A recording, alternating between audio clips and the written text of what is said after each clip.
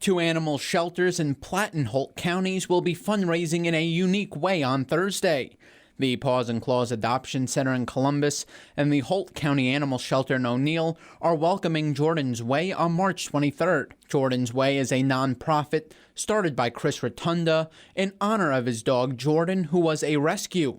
Rotunda has visited shelters all around the nation to help raise funds by hosting fun challenges and bringing the community together. I'd really like to do the doggy jail one, and what that consists of is there's 5 people in a dog's kennel. Whichever team gets the most donations during that time is the winner, and then the losers have to do some kind of challenge. It gets the community involved. We've reached out to all of our local businesses, even individuals, making them aware of, that this is going to be happening. Both shelters will have volunteers and businesses in attendance to participate in the challenges. Some other challenges involve raising enough money for participants to get pied in the face or to participate in physical exercise. Both managers agree that Rotunda's personality is contagious. He just keeps moving.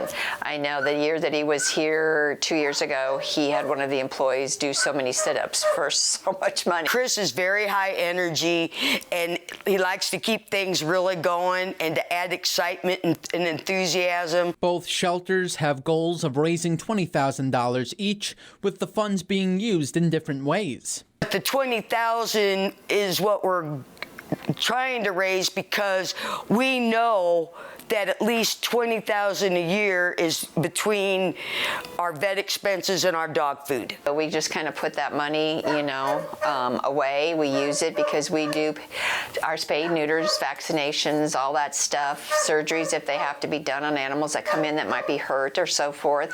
So all that money is just kind of put away, and we kind of use it as we need to. Rotunda will be in Columbus Thursday from 10 a.m. to 1 p.m.